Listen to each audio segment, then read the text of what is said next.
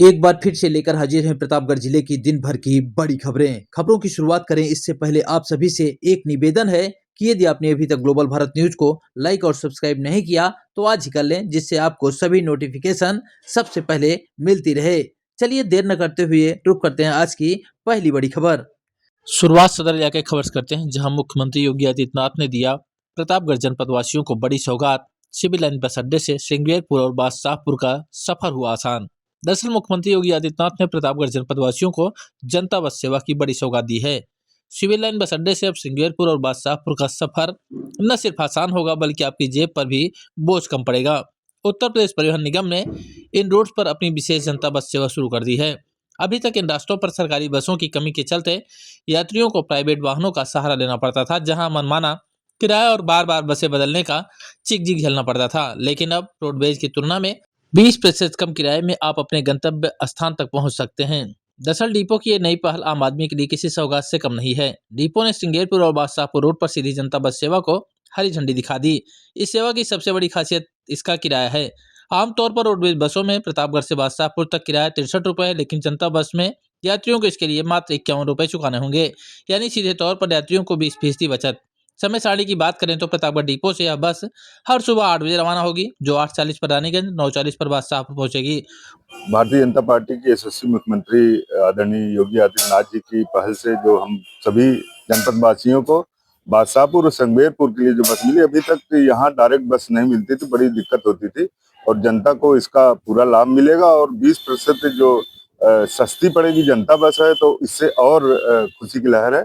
बहुत अच्छा प्रयास है ये। यात्रा का नाम जी जी बिल्कुल, बहुत अच्छा। बादशाहपुर और श्रृंगेरपुर जाने वाले यात्रियों के लिए मुख्यमंत्री योगी आदित्यनाथ ने बड़ी सौगात दी है।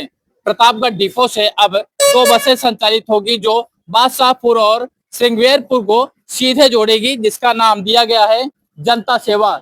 यह मुख्यमंत्री ग्रामीण जनता सेवा के नाम से बसें संचालित होती हैं, जिसमें 20% किराए की सहूलियत दी गई, यानी 20% जो किराया है वह कम लगेगा। यह बसें अब प्रतापगढ़ के जो डिपो है वहां से संचालित की जा रही हैं।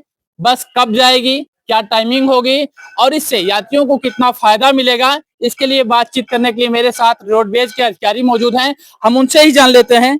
सर, ये बस की सेवा कब से शुरू हुई है और क्या सुविधा मिल रही है? ये सेवा 10 तारीख से स्टार्ट हुई है और ये जो है ग्रामीण सेवा जनता बस सेवा के नाम पे चल रही, मुख्यमंत्री जनता बस सेवा के नाम से, और ये 10 तारीख से स्टार्ट हुई है। भी इसमें 20% किराया कम है और ये सुबह 8 बजे यहाँ से जाएगी बादशाहपुर, एक गाड़ी उधर से बादशाहपुर चलेगी और ये 1 घंटे की गैपिंग पे है।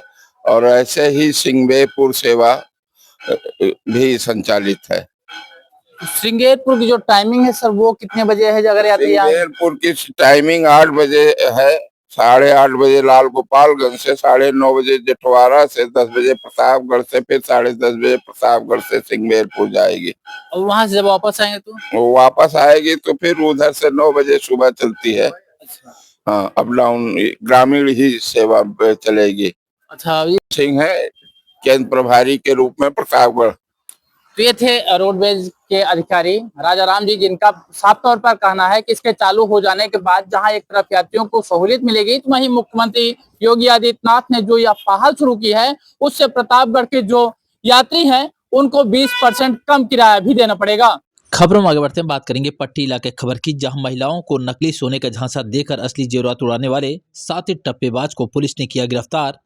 पुलिस लाइन में अपर पुलिस अधीक्षक द्वारा किया गया मामले का खुलासा।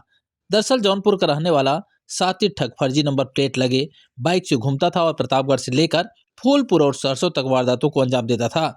आजपुर देवसरा पुलिस ने न सिर्फ आरोपी को दबोचा बल्कि उसके पास से भारी मात्रा में लूटे गए गहने भी बरामद कर लिए। पुलिस की गिरफ्त में खड़ा यह शख्स राजन मिश्रा है, जो जौनपुर के मुगरा बादशाहपुर का रहने वाला है।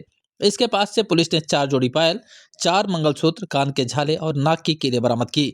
यह गिरोह इतना शातिर था कि पीली धातु के एक साधारण टुकड़े को सोने का बिस्किट बताकर भोली भाली महिलाओं को लालच देता था। बीते 13 जनवरी को इस गिरोह ने अमरगढ़ में एक महिला को अपनी ठगी का शिकार बनाया। पुलिस अधीक्षक के निर्देश पर गठित टीम ने सीसीटीवी फुटेज और मुखबिर की सूचना पर घेराबंदी की और मोलनापुर मोड़ के पास से राजन को धर दबोचा। पूछताछ में खुलासा हुआ कि यह गिरोह वारदात के वक्त बाइक पर कोर्ट रचित यानी फर्जी नंबर प्लेट का इस्तेमाल करता था ताकि पुलिस की नजरों से बच सके। राजन के साथ मछली शहर के 2 अन्य साथी भी इन वारदातों में शामिल थे, जो फिलहाल फरार हैं। पुलिस इनके फरार साथियों और गिरोह के अन्य नेटवर्क को खंगाल रही है ताकि क्षेत्र में हो रही ठगी की वारदातों पर लगाम लगाया जा सके। सुनिए मामले को लेकर क्या कुछ कहा है अपर पुलिस अधीक्षक ने। ये थाना आसपुर देवसरा के द्वारा एक अंतर जनपदीय टप्पेबाजी के गिरोह का अनावरण किया गया है, जिसमें इनका एक सदस्य जिसका नाम राजन मिश्रा है, इसकी गिरफ्तारी करी गई है। इनसे भारी मात्रा में ज्वेलरी इनसे बरामद हुई है, सोने और चांदी की, जिसमें 4 इसमें मंगलसूत्र हैं, 4 कान के टॉप्स हैं, 4 नाक के कीले, 4 जोड़ी पायल और कुल मिला के इसमें 18 सोने और चांदी के इनके आइटम्स हैं। इनसे एक मोटरसाइकिल मिली है जिसमें ये फर्जी नंबर प्लेट लगा के चलते थे। ये लोग अपने पास एक नकली सोने का बिस्किट रखते थे, जिसका टुकड़ा ये भोले वाले लोगों को देते थे और उनके साथ धोखाधड़ी करके उनके असली जेवर लेके ये रफू चक्कर हो जाते थे। ये लोग सुल्तानपुर, जौनपुर, प्रयागराज और प्रतापगढ़ में ये लोग सक्रिय थे। इनसे इतने आइटम्स बरामद हुए हैं। प्रतापगढ़ में एक महिला के साथ इन्होंने घटना करी थी, उसका इनसे सामान बरामद हुआ है, प्लस इसके अलावा इनसे अन्य सामान बरामद हुआ है, जिसको हम लोग कनेक्ट करने का प्रयास कर रहे हैं। जैसे ही कनेक्ट हो जाएगा, इनके विरुद्ध और मुकदमे हम लोग पंजीकृत करेंगे और हम लोग इनके विरुद्ध कड़ी वैधानिक कार्रवाई करेंगे। फिर इसमें कितने लोग शामिल? इसमें कुल 3 लोग शामिल हैं। राजन मिश्रा है, ये जौनपुर मुंगरा बादशाहपुर का रहने वाला है, जिसकी गिरफ्तारी करी गई है। इसमें इसके अन्य 2 साथी नन्हे सरोज और असलम, ये मछली शहर जौनपुर के रहने वाले हैं। ये तीनों का जो गैंग है, ये जौनपुर से रहने वाला है और वहां से ऑपरेट कर रहा था। खबरों में आगे बढ़ते हैं, बात करेंगे लीलापुर थाना क्षेत्र की खबर की, जहां प्रेमिका से मिलने 700 किलोमीटर दूर आए युवक ने गोली मारकर की आत्महत्या। खेत में पड़ा मिला शव। सूचना के बाद पहुंची पुलिस ने शुरू किया मामले की जांच पड़ताल।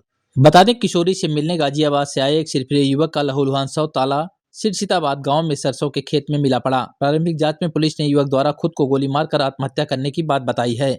जानकारी होने पर एसपी भी मौके पर पहुंचकर जायजा लिया। पुलिस मामले की जांच कर रही है। पुलिस अधिकारियों ने बताया, गाजियाबाद जनपद के विजयनगर निवासी 22 वर्षीय मनीष लीलापुर थाना क्षेत्र के गांव की किशोरी से प्रेम करता था। दोनों की इंस्टाग्राम पर हुई चैटिंग से प्रेम परवान चढ़ा तो युवक प्रेमिका से मिलने सोमवार शाम गाजियाबाद से उसके गांव पहुंच गया। यहां उसने प्रेमिका से मिलने का पुरजोर प्रयास किया, लेकिन वह असफल रहा। किशोरी के परिजनों ने बेटी के नाबालिग होने की बात करते हुए मुलाकात कराने से साफ इनकार कर दिया। किशोरी के परिजनों के अनुसार इस पर युवक ने धमकी दी कि यदि उसकी प्रेमिका से मिलने नहीं दिया गया तो वह खुद को गोली मार लेगा या फिर प्रेमिका को गोली मारकर हत्या कर देगा। परिजन उसकी धमकी को नजरअंदाज करते हुए उसे वहां से भगा दिए। इसके बाद ताला सरसियाबाद गांव में बुधवार दोपहर उसका लहूलुहान शव सरसों के खेत में मिला पड़ा। जानकारी के बाद पुलिस के अधिकारी पहुंचकर अब जांच पड़ताल कर रहे हैं। सुनिए मामले को लेकर क्या कुछ कहा है अपर पुलिस अधीक्षक ने। जनवरी 2026 को थाना लीलापुर की रहने वाली एक महिला ने करीब 2 बजे के लगभग आकर एक सूचना दिया कि कल दिनांक 13 जनवरी 2026 को वह अपने पिता के घर सगरा सुंदरपुर में थी। तब एक लड़का जो गाजियाबाद का रहने वाला है वो आकर उसके घर पे आत्महत्या की धमकी दे रहा था। आज सुबह जब ये अपने घर में पहुंची तो घर के बगल में सरसों के खेतों में उस व्यक्ति की डेड बॉडी पड़ी थी। घटनास्थल का तत्काल पुलिस ने मौके पे निरीक्षण किया, उच्चाधिकारी मौके पे गए, फील्ड ग्रुप द्वारा मौके का मुआयना किया गया। प्रारंभिक जानकारी से यह पता चल रहा है पूछताछ से कि महिला चूँकि गाजियाबाद में रह के नौकरी करती है, उसके बच्चे भी वहीं रहते हैं। विगत 10 दिनों से यहाँ पे आई थी, लड़का भी वहीं पर रहता था। लड़का इसकी लड़की से प्रेम करता था और लड़की को ले जाने के लिए आत्महत्या की धमकी दिया था और इसी कारण वो आत्महत्या किया है। शव का पंचायतनामा करके पोस्टमार्टम के लिए भेजा जा चुका है अस्पताल और घर वालों को उसकी सूचना दी जा चुकी है मृतक के, और अन्य आवश्यक वैधानिक कार्रवाई की जा रही है।